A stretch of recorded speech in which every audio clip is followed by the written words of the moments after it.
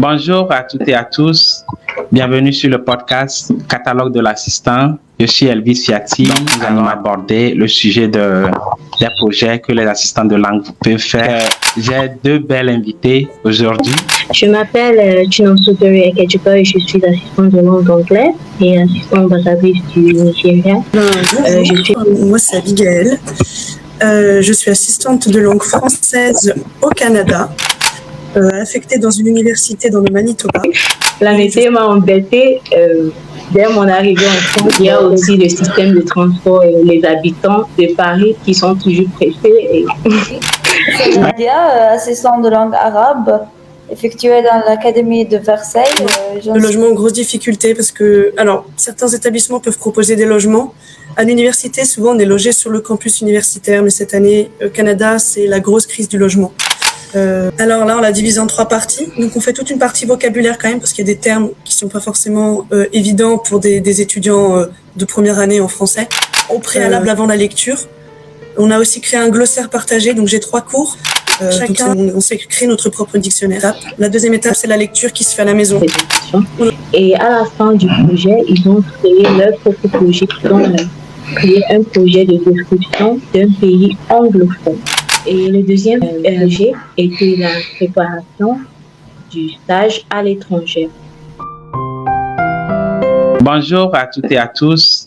Bienvenue sur le podcast Catalogue de l'assistant. Je suis Elvis Fiati, animateur, assistant de langue anglaise dans l'Académie de Poitiers et assistant ambassadeur représentant le Ghana.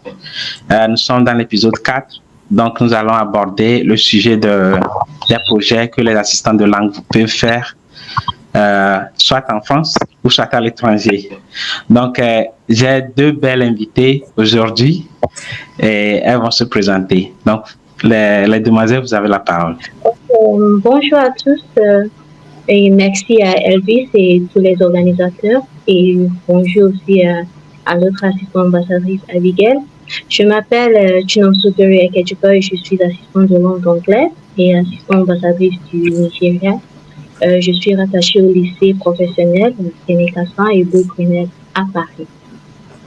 Et c'est un plaisir de faire partie de cette podcast avec vous. Bonjour, moi c'est Abigail.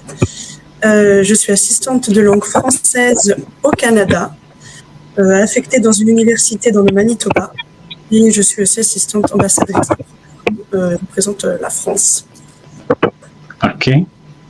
Donc, ça veut dire que tu enseignes à l'université? Exactement. Bon, je vais commencer par Abigail.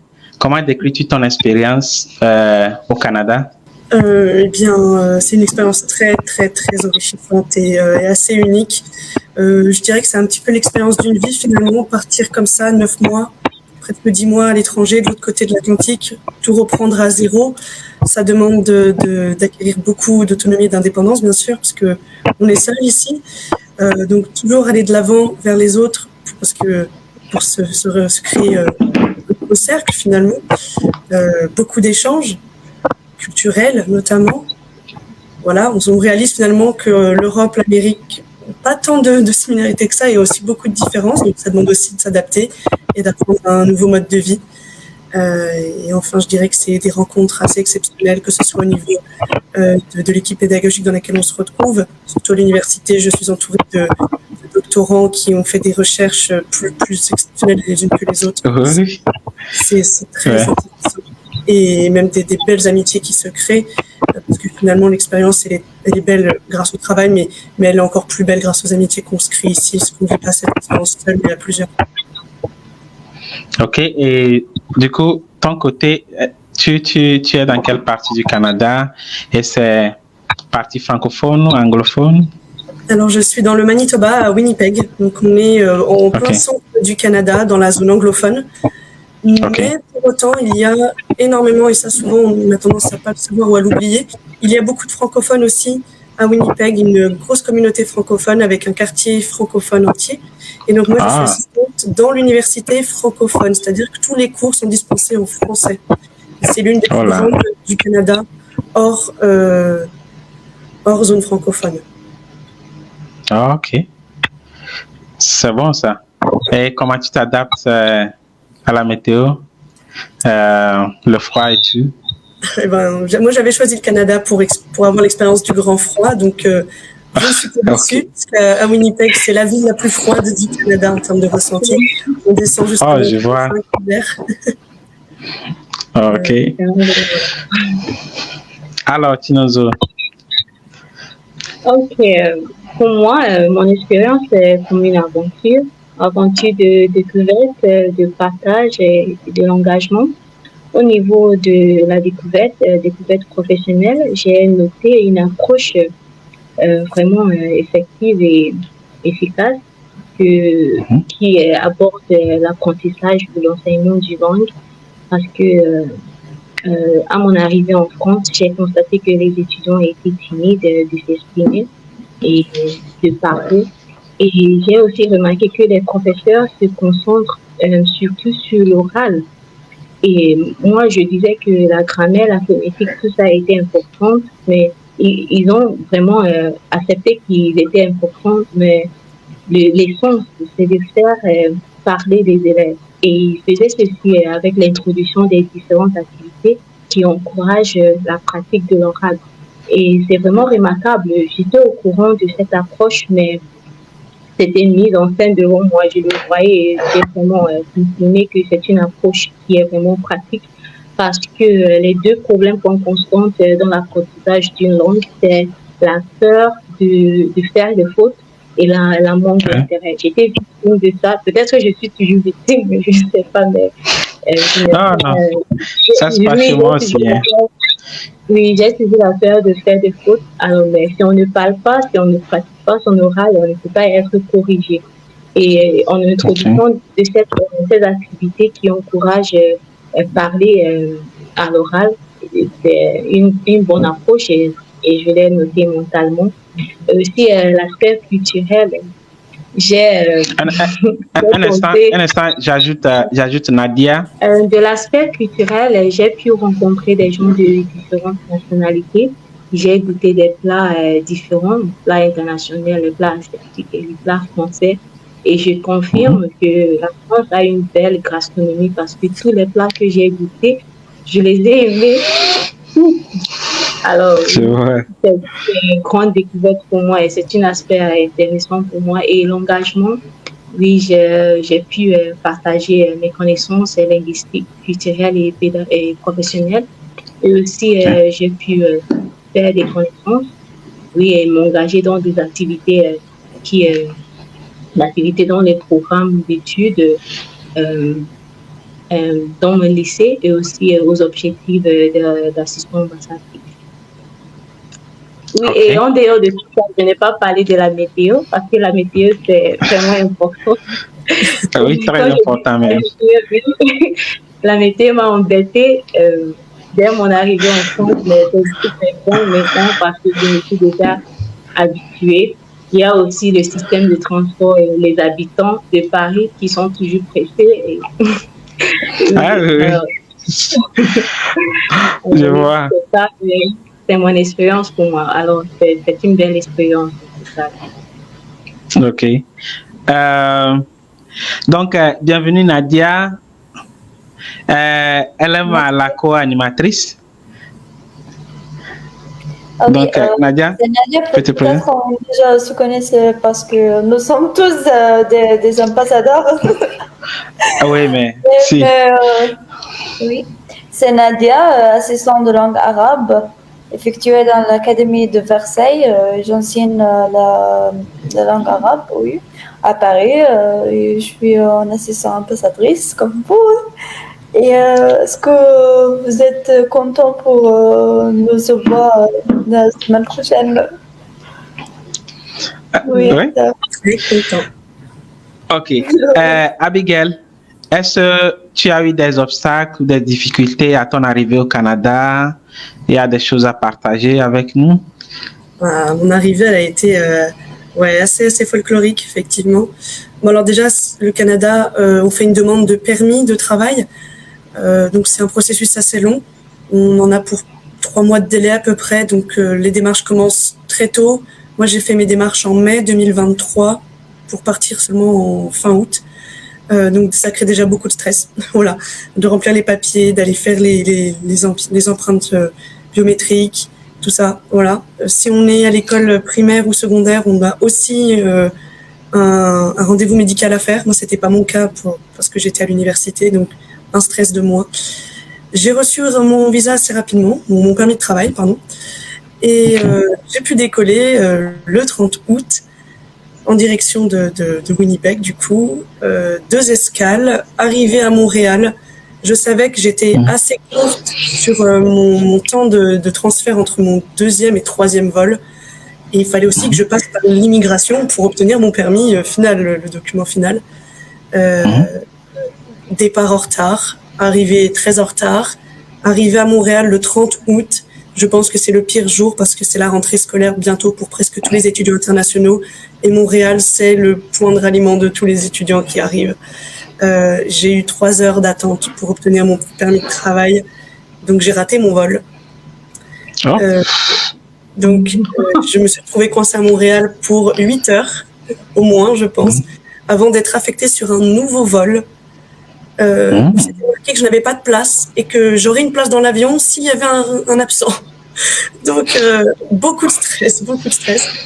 Je suis stressant. à Winnipeg à 23h30 à Winnipeg, dans une ville que je ne connais pas, après plus de 30 heures de voyage. Et ma valise n'était pas arrivée à Winnipeg, elle était restée coincée à Montréal.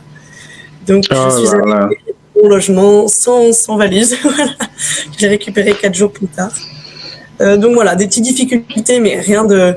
Voilà, ça s'est vite réglé. Là, le plus dur, je pense, après, c'est d'obtenir le premier salaire, parce qu'une fois qu'on arrive au Canada, on doit aller ouvrir son compte en banque, récupérer notre numéro de sécurité sociale. Ça prend du temps comme processus. Si on le fait par la poste, on peut aussi le faire directement dans la ville, ce que je ne savais pas, et l'obtenir en une journée, quoi. Donc moi, j'ai attendu 1 mois. Et ensuite, du coup, le temps que ça se mette en place, le salaire est arrivé assez tard. Mais après, hop, on est payé toutes les 2 semaines. Ça, c'est assez bien. Je connaissais pas. Toutes les 2 semaines, hein? Toutes les 2 semaines. Ouais, c'est bon. Voilà. Ok. Et le logement, c'est gratuit, bien c'est payant? C'est cher ou bien c'est moins cher? Non. Le logement, grosse difficulté parce que, alors, certains établissements peuvent proposer des logements.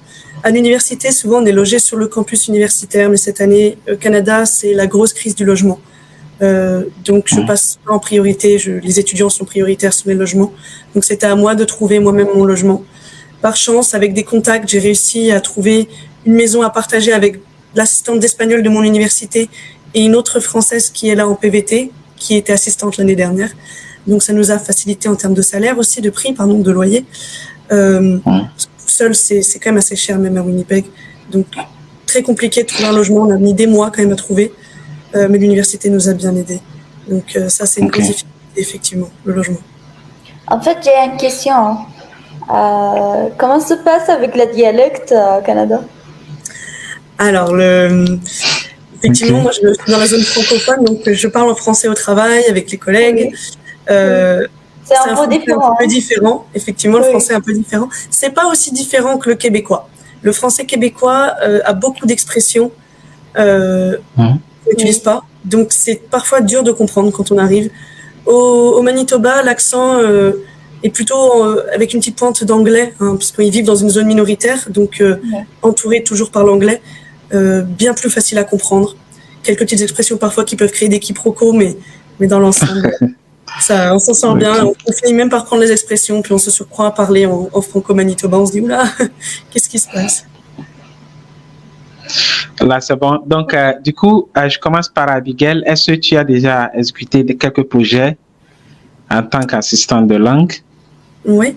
Alors, c'est pas facile, je trouve, moi, là où je me situe, pour faire des gros projets de classe, parce que je suis assistante dans un département bien précis. Moi, je suis juste dans le département d'études francophones, grammaire. Moi, je fais de la grammaire, de la grammaire, de la grammaire. J'adore ça, c'est trop bien. Et donc, le programme est strict. On doit travailler tel temps, telle conjugaison, tel point de grammaire, le vocabulaire. Donc, ça laisse très peu de place pour faire des projets culturels. Voilà. Surtout qu'on est sur des sessions qui durent 12 semaines, donc c'est aussi assez court. C'est pas sur l'année complète. On change d'élèves à la moitié de l'année, on change de cours à la moitié de l'année. J'ai quand même pu faire des petits projets en cette deuxième partie plutôt d'année, notamment un projet musique, chansons francophones. On est parti sur la découverte des chansons francophones, donc françaises, franco-belges, franco-africaines si besoin, voilà, tous les milieux francophones. Donc l'aspect culturel, l'aspect historique qu'il y a derrière. Et on a ensuite analysé nos chansons et écrit des lettres à une autre école, un autre établissement du Canada. Donc on a fait une correspondance avec ces chansons, avec un établissement qui se situe au Québec, près de Montréal. Donc ça, c'était un de nos projets de l'année. Donc on a travaillé là-dessus pendant plusieurs semaines. Et dans un autre cours que j'ai, on a eu un projet plutôt sur un roman qui s'appelle La Tresse, c'est en Colombanie. Le film est en ce moment au cinéma. Il est sorti ici au Canada. En France, peut-être qu'il n'est plus, il est sorti en novembre. Et donc voilà, là on a fait toute la lecture du roman sur plusieurs séances, des sujets de réflexion en rédaction, des aspects donc culturels. Ça parle de 3 pays, donc Canada, c'est pas mal puisqu'on y est en ce moment, l'Inde et l'Italie. Donc on a pu pas mal travailler sur la culture sur ces 3 continents. Et donc le projet à la fin là, qui est encore en cours, c'est du coup, une fois d'avoir travaillé là-dessus, c'est d'aller voir le film pour pouvoir faire le comparatif. Le processus à suivre pour le projet, si quelqu'un veut aussi exécuter un projet comme ça, qu'est-ce que la personne doit faire? Ok, on a d'abord fait un panorama de la chanson. Donc première séance où on essaie d'expliquer en France, sur les tranches de dizaines en fait d'années, hein, depuis la fin on a commencé à peu près à la fin de la Seconde Guerre mondiale, jusqu'à maintenant, un peu toute l'évolution de la chanson, les styles musicaux, les messages derrière, qu'est-ce qu'on veut dire. Donc on s'aperçoit qu'au début c'est vraiment récréatif, puis qu'ensuite on a des chansons à texte. Voilà, on passe de quelque chose de plus classique, on se rapproche du rap en passant par la pop, des choses comme ça. Donc voilà. Ensuite, deuxième étape, on s'intéresse aux fonctions de la chanson. Donc on travaille les fonctions de la chanson en mettant des exemples donc de chansons francophones. Donc là j'ai pu m'amuser un petit peu en prenant des chansons de Renaud, de Stromae, de Didier Préto, des choses comme ça. Barbara Pravi pour travailler sur des thèmes en particulier, sur des choses d'actualité. Ça peut être le féminisme, l'égalité homme-femme. On a pu parler d'un événement historique, les attentats par exemple du 11 novembre avec la chanson de Renaud. Donc voilà, on travaille sur des choses comme ça. Et dernière étape, on va faire de l'analyse puisque là c'est un cours un peu plus avancé. Faut savoir que tous mes étudiants parlent français couramment. On travaille vraiment l'écrit. En fait, à l'oral, les étudiants proviennent d'écoles francophones ou d'écoles d'immersion, donc l'oral est assez bien. On travaille surtout l'écrit. Donc là, on était sur de l'analyse plutôt de chansons, donc un peu approfondie. Et donc là, on avait analysé la chanson de Renaud, par exemple. On regarde les figures de style, on regarde quel personnage parle, la structure de la chanson, les paragraphes, les couplets, ces choses-là. Et donc, on envoie des lettres avec nos analyses qu'on a fait aux étudiants au Québec, qui, eux, nous envoient les analyses de leurs chansons à eux qu'ils ont choisies. Donc, nous, on s'intéresse à la chanson française et la chanson canadienne du Manitoba, ou d'autres ailleurs dans le monde. Et au Québec, ils nous parlent de leurs chansons franco-québécoises. Donc, il y a vraiment un échange. Et l'analyse du roman aussi, ça se fait comment? Alors là, on l'a divisé en 3 parties. Donc, on fait toute une partie vocabulaire quand même, parce qu'il y a des termes qui sont pas forcément évidents pour des étudiants de première année en français.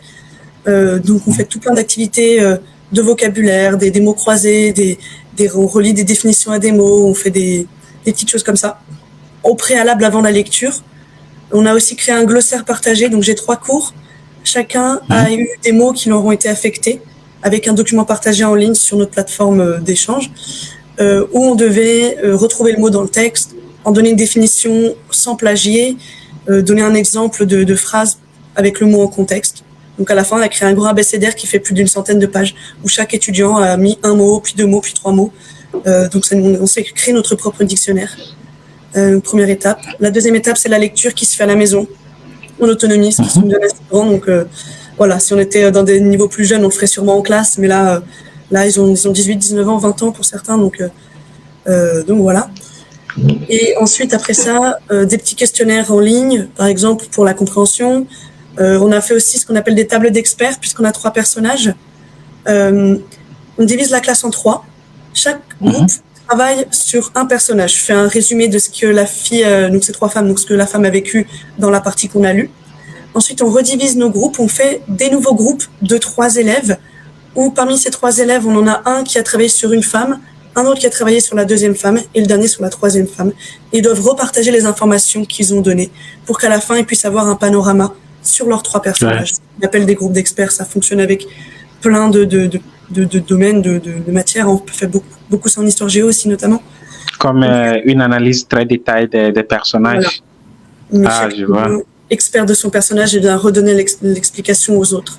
Et donc, la dernière étape, puisqu'on travaille sur la rédaction, la grammaire de l'écrit, toujours, ensuite, on joue un examen à chaque fin de partie de rédaction.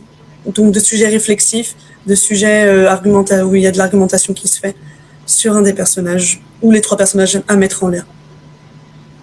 C'est très intéressant, hein? Parce que très intéressant. Je pense même à adopter quelque chose comme ça. Comme moi je suis au lycée, je vais juste trouver des contes, de petits contes que je peux regrouper et puis essayer de faire ça. Ça sera très intéressant. Oui, il y a plein de choses à faire, même avec des nouvelles, des textes assez courts, c'est super. Ok, c'est ça. Du coup, Chinonzo, oui. Tu as exécuté quel projet? Ok, j'ai réalisé, je pense, à peu près 5 projets, mais je vais parler de 3 projets principaux. Okay. Le premier était une présentation de mon pays. À mon arrivée en France, j'étais censée de me présenter et de présenter mon pays. Alors, c'était une présentation que j'ai faite dans toutes les écoles auxquelles j'étais affectée. Et dans cette présentation de mon pays, les élèves ou les étudiants ont appris à comment localiser un endroit, une ville en anglais.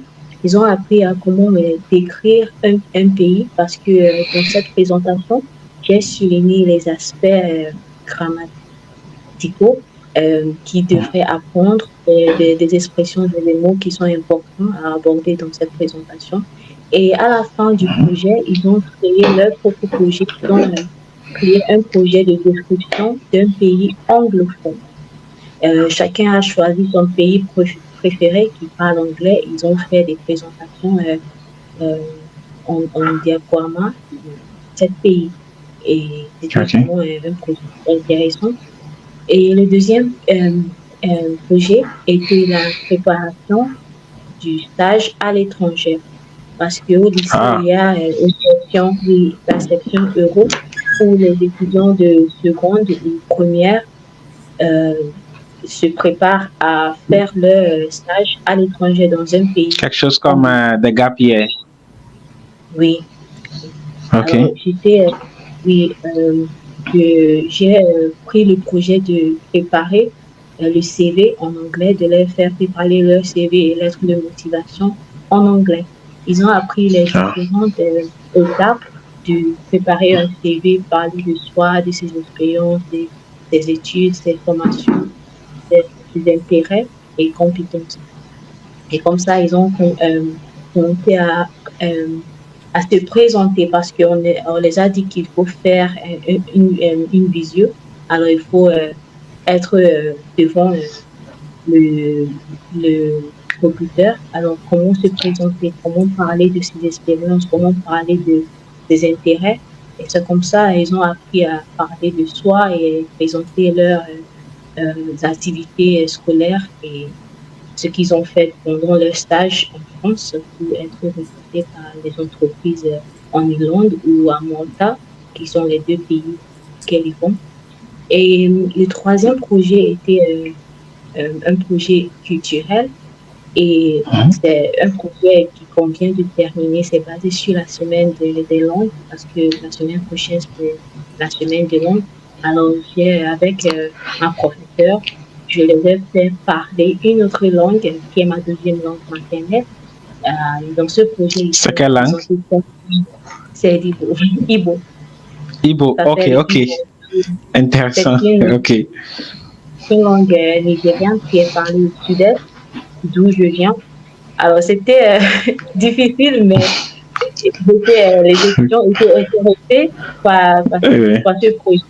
Mais ils ont prononcer quelques mots qui sont vraiment difficiles et différents. C'est une langue différente de l'hérault parce qu'il y a. C'était un peu difficile pour moi même d'apprendre l'Igbo, hein. Ah, tu as déjà. Non, j'ai beaucoup d'amis qui sont Igbo. Ah, ok. Donc, il y a des. Bon, au Ghana, c'est normal d'avoir beaucoup de Nigériens au Ghana. Ils sont des frères. Ok. Alors, avec les doubles mots, les doubles lettres, les diacritiques comme ça, c'était vraiment difficile, mais ils ont pu réaliser ce projet et j'étais vraiment contente. On va le diffuser la semaine prochaine. Alors, ce sont les 3 projets que j'ai réalisés. Ce que je dirais, c'est que en venant en tant qu'assistant de langue, il faut comprendre l'objectif de ce programme. Et comme ça, vous pouvez étudier les termes qu'on fait dans les écoles auxquelles vous êtes rattachés. Comme ça, vous pouvez étudier ces thèmes et les comparer avec les aspects culturels ou linguistiques chez vous. Comme ça, vous pouvez proposer des activités importantes pour les élèves.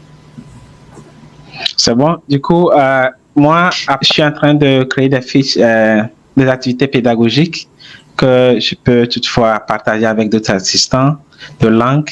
J'ai aussi inauguré mon club d'anglais, tu vois. C'est la fiche que j'ai créée. Ouais. OK.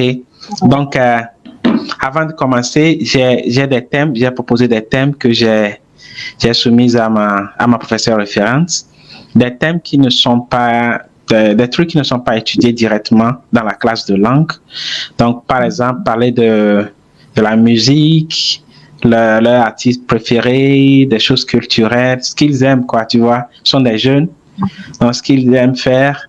Donc, ils seront tellement à l'aise de discuter des trucs, de ce qu'ils font. Oui. OK, raconter ton week-end et tout. Bon, ce sont des choses comme ça que nous faisons. Et la semaine prochaine, c'est la semaine des langues. Donc, je me prépare pour leur enseigner comment cuisiner un plat ghanéen. Donc, j'ai déjà tout préparé. Donc, ils sont très curieux. Oui. Ils me demandent si je sais bien cuisiner. Je dis, mais oui, il faut. Et à part ça, j'ai prévu aussi une danse afrobeat. Oui. Donc, je vais enseigner comment danser sur une musique ghanéenne et c'est très intéressant. Hein? Il y a beaucoup d'activités à faire la semaine prochaine, donc c'est très intéressant. Ouais. Bon, Abigail, est-ce que tu peux suggérer d'autres projets que tu penses que ces projets seront très bons pour d'autres assistants de langue, pourvu que tu es au niveau de l'université et que donc dans des projets que tu peux suggérer aux futurs assistants de langue qui viendront au Canada ou bien à l'étranger ou bien ceux qui sont déjà en France. Oui, j'ai effectivement des choses que moi j'aurais aimé faire et que j'ai peut-être pas forcément eu l'occasion de faire. Moi, ce que j'avais pensé en premier, c'est un projet cuisine. Je trouve que pour la culture, ça en dit beaucoup, des projets sur la cuisine. Bon, surtout en tant que Française, voilà, je vous avoue que la nourriture française me manque au Canada.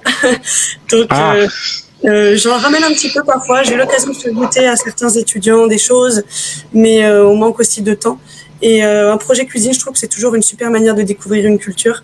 C'est plus facile, je pense, à mettre en place à l'école primaire ou secondaire parce qu'on est plus souvent avec les mêmes élèves. Moi, ici, c'est beaucoup plus ouvert. Voilà, je trouve toujours des choses comme, par exemple, des crêpes à la Chandeleur, une galette des rois pour l'épiphanie. Il y a des petites choses comme ça liées à la tradition qui peuvent être faites facilement en classe avec eux. Travailler sur la recette, ça peut permettre de travailler un aspect aussi de la langue, du coup, en même temps. Donc voilà, il y a toujours des cuisines dans les établissements, des petits bouts de cuisine, donc c'est quelque chose qui peut être fait. Alors après, ça dépend où. En France, on ne peut plus donner de nourriture en classe. Normalement, ça dépend un peu des académies. C'est des choses avec des allergies qui sont compliquées à mettre en place, mais dans d'autres pays, par exemple au Canada, il n'y a pas de problème. Donc toujours faire attention aux allergies quand même, mais c'est quelque chose. Maintenant, du coup, c'est juste utiliser ce processus pour enseigner aux élèves par exemple, moi je vais cuisiner, mais ils vont pas manger, tu vois. Oui. C'est juste pour montrer la procédure. Et je vais utiliser la langue cible qui est l'anglais. Donc, sûrement, ils vont découvrir d'autres vocabulaires. C'est ça. Par ça, donc c'est déjà bon. Voilà, c'est ça. C'est un moyen de faire un bout de culture et puis de langue aussi. Donc voilà, c'est le premier projet que j'avais en tête, mais dur à réaliser. J'ai quand même pu faire une petite dégustation, mais pas aller plus loin. Sinon, très intéressant et souvent on a tendance à oublier. En France, on a un super réseau d'alliances françaises, d'établissements en français à l'étranger. Faut pas hésiter à contacter les alliances françaises des pays où on se trouve. Moi, j'ai de la chance, j'en ai une dans ma ville, parce qu'ils proposent plein d'activités, des activités culturelles. Donc, il y a plein de projets qui peuvent être mis en place avec eux.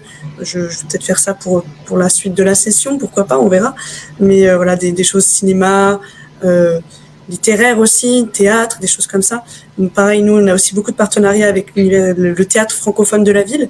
Donc, faire une sortie, aller au théâtre, par exemple, c'est des choses qui peuvent être super. Aussi, un autre projet qui est fait ici, mais pas par moi, par une autre personne, c'est monter une pièce de théâtre en français. OK. Ou une comédie musicale.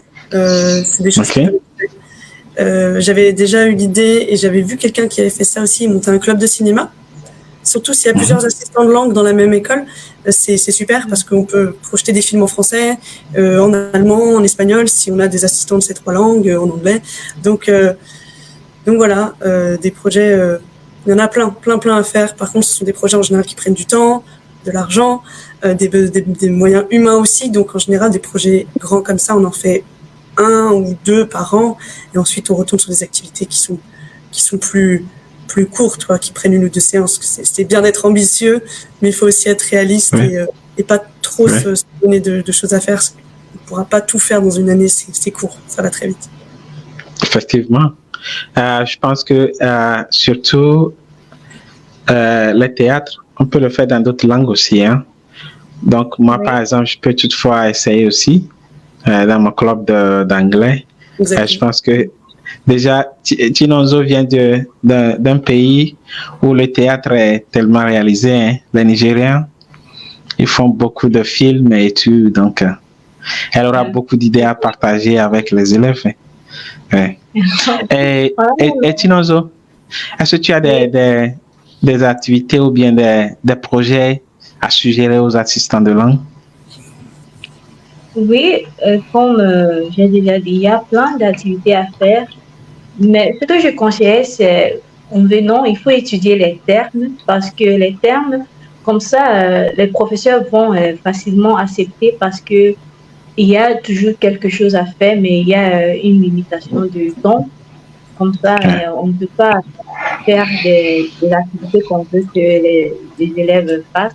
Alors, il faut étudier les termes et les comparer avec les thèmes chez nous aussi, comme ça on peut proposer. Par exemple, quand je disais la semaine de langue qui est la semaine prochaine, j'ai pu réfléchir et j'ai dit peut-être qu'il peut faire quelque chose dans une autre langue qui n'est pas l'anglais, qui n'est pas le français.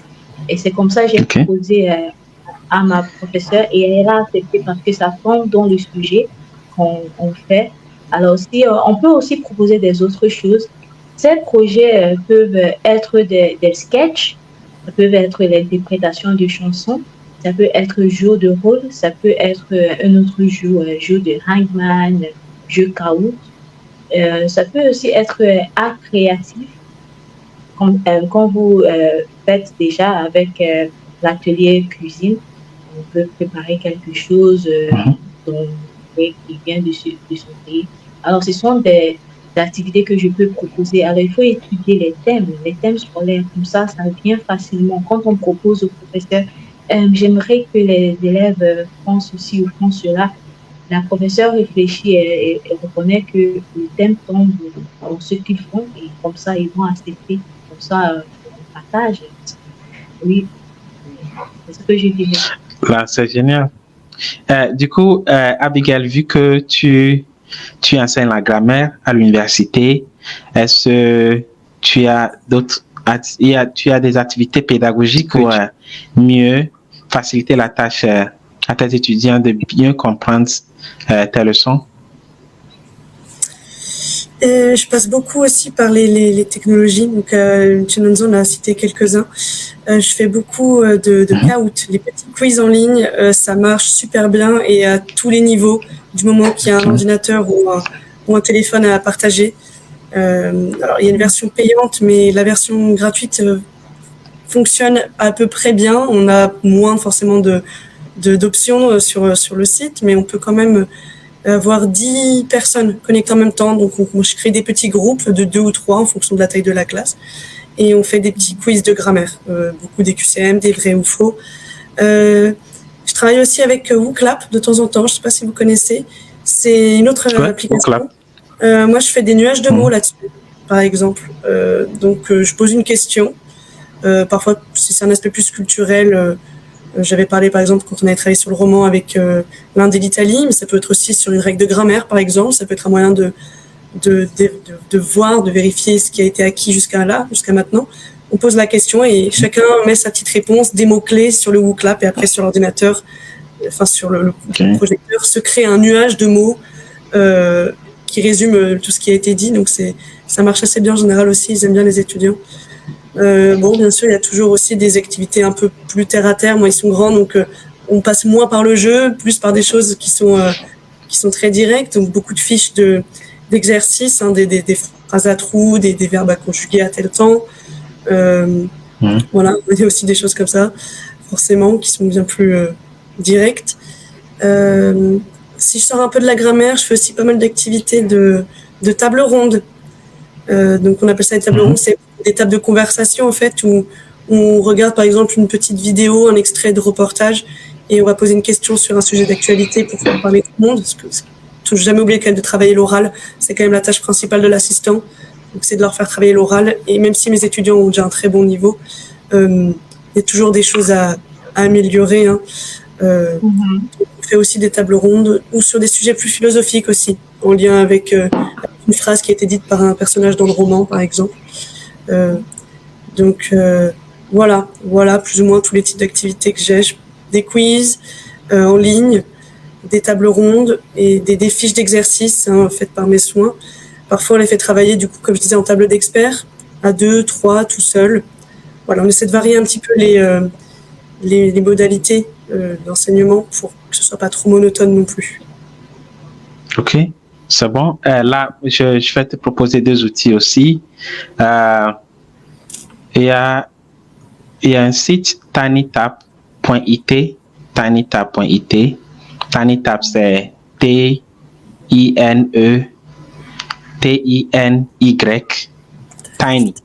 Tiny comme petit, hein. Mince, tinytap. Tap, c'est T-A-P.it. Ah oui, d'accord. Je connais pas. Oui. Donc, tu peux créer des jeux toi-même. OK, customiser les jeux, c'est gratuit. C'est gratuit, tu peux customiser ça et là, partager avec les élèves. Tu peux même intégrer des vidéos, toute une présentation et tout. Bon, la grammaire et tout. Tu peux même ajouter ta voix et tout. OK, donc c'est très facile à utiliser. C'est très facile à utiliser. Il y a aussi françaisfacile.com que moi j'utilisais au Ghana parce que j'enseignais le français au Ghana. Donc, pour la grammaire, j'utilisais beaucoup françaisfacile.com. Il y a déjà des exercices là que les élèves peuvent, ou bien les étudiants peuvent toutefois utiliser. Et puis, il y a des corrections. Après l'exercice, il y a la correction qui vient. Et toi-même, tu seras noté sur 10 ou bien sur 20, je pense. Donc, c'est aussi... Surtout Tinytap, il faut essayer d'explorer ça. Et c'est très bon. Et Chinonzo, comment? Oui. Qu'est-ce que tu utilises comme activité pédagogique? Ok, j'utilise surtout Canva, Tapot. J'utilise Canva pour créer des affiches pédagogiques. C'est vraiment pratique pour moi. Même pour faire le montage de vidéos, j'utilise Canva et Tapot.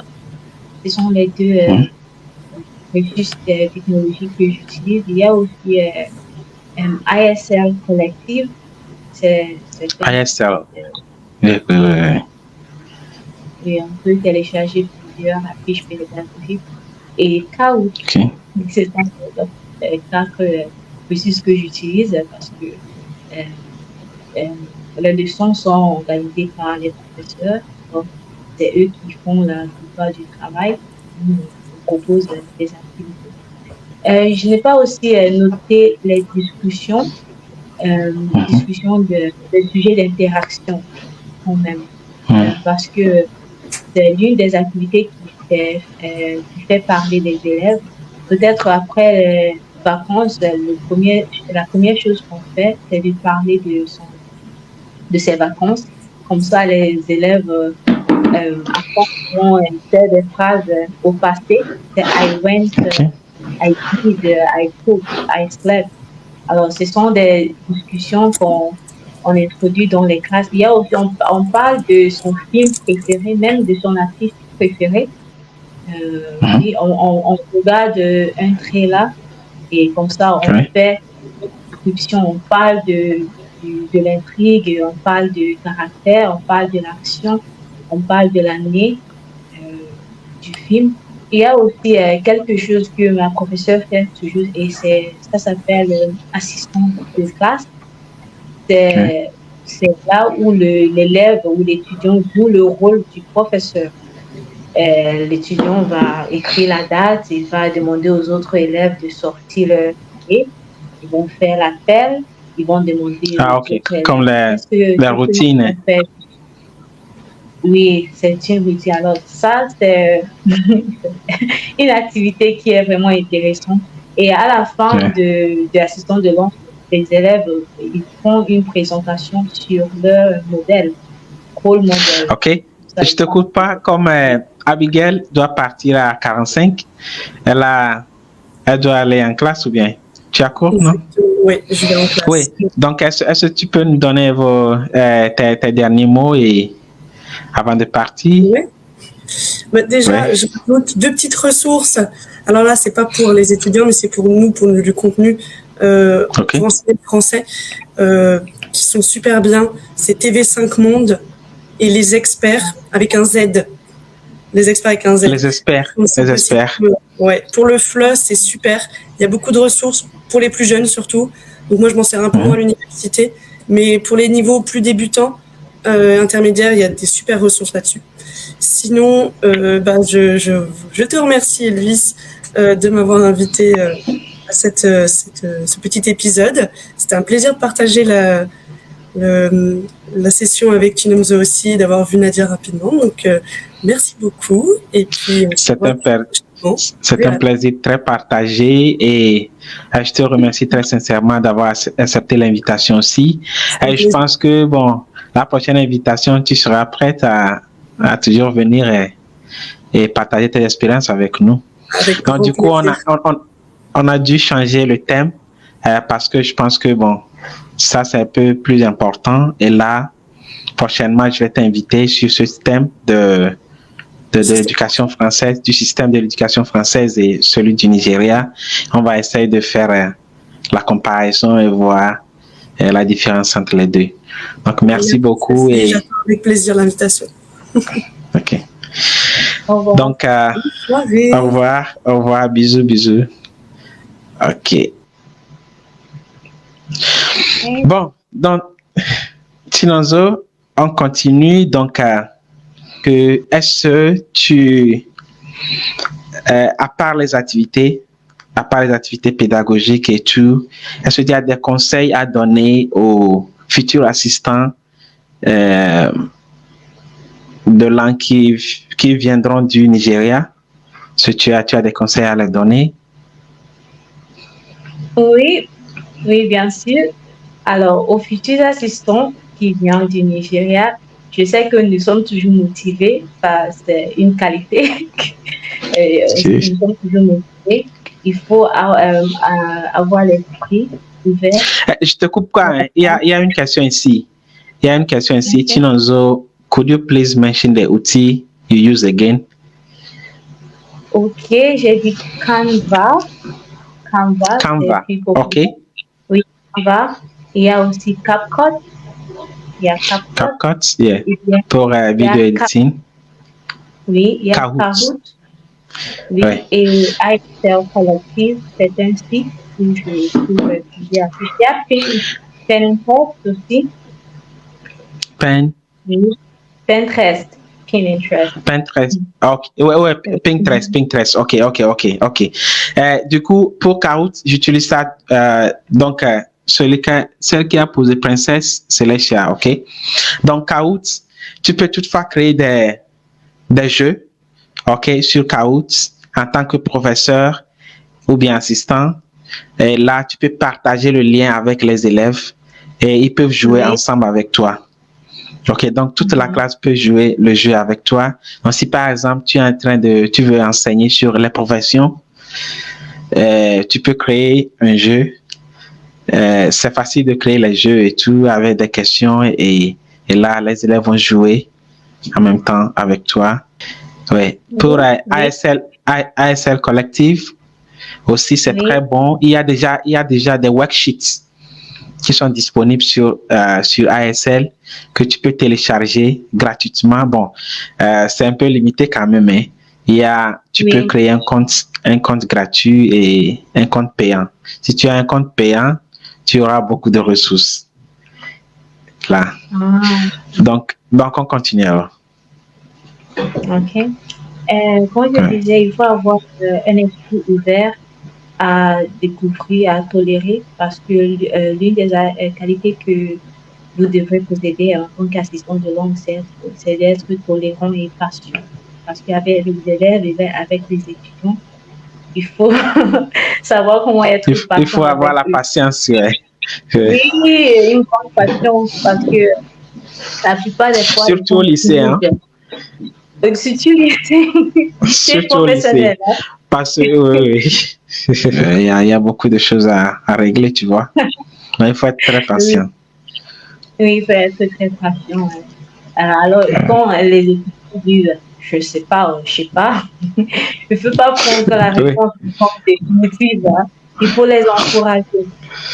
Oui, parce que c'est comme ça j'ai pu intervenir dans les cours. Quand ils disent non, les professeurs arrêtent. Mais moi, je dis non, moi, je donne mes expériences. Je parle. Oui, je les encourage, je souris et comme ça, ils arrivent. Et quand ils font une phrase, ils disent « Wow, je suis forte en anglais, je suis fort en anglais. » Ils ont déjà fait autant. Alors, il faut leur faire voir cette motivation. Alors, essayez de découvrir, d'apprendre, parce que le programme, c'est de s'améliorer. Alors, si on est caché dans son temps, on ne rencontre pas les autres, on ne peut pas apprendre, on ne peut pas s'améliorer. Alors, ce sont des deux conseils, être patient et tolérant, avoir l'esprit ouvert et découvrir. Merci beaucoup pour les conseils. Je te remercie très sincèrement pour avoir passé à l'émission aujourd'hui. C'était l'épisode 4 de Catalogue des assistants. Et ici, nous partageons nos expériences en tant qu'assistants de langue. Nous donnons des conseils et nous partageons des activités pédagogiques, des outils et tout. Il y a d'autres thèmes à aborder dans les semaines à venir. Donc, c'est tous les mercredis et les vendredis de 18h, à partir de 18h. OK? Donc, entre 18h et 19h, heure de Paris quand même, hein? GMT plus 1. Donc, c'est ça. Restez branchés. Nous avons une chaîne YouTube maintenant qui est nommée Assistant Ambassadeur 2024. OK? Donc, cette vidéo sera disponible sur cette chaîne aussi. Et là, après l'émission. Donc, je te remercie très sincèrement, Tinozo, qui est assistante ambassadrice représentant le Nigeria. Et moi, je suis Elvis Fiati, assistant ambassadeur représentant le Ghana. Et je suis assistant de langue anglaise dans l'Académie de Poitiers. Merci beaucoup. C'était très génial. C'était très chouette de t'avoir sur le show. Et je te remercie et ciao, ciao. C'est un plaisir. Merci et au revoir. Au revoir.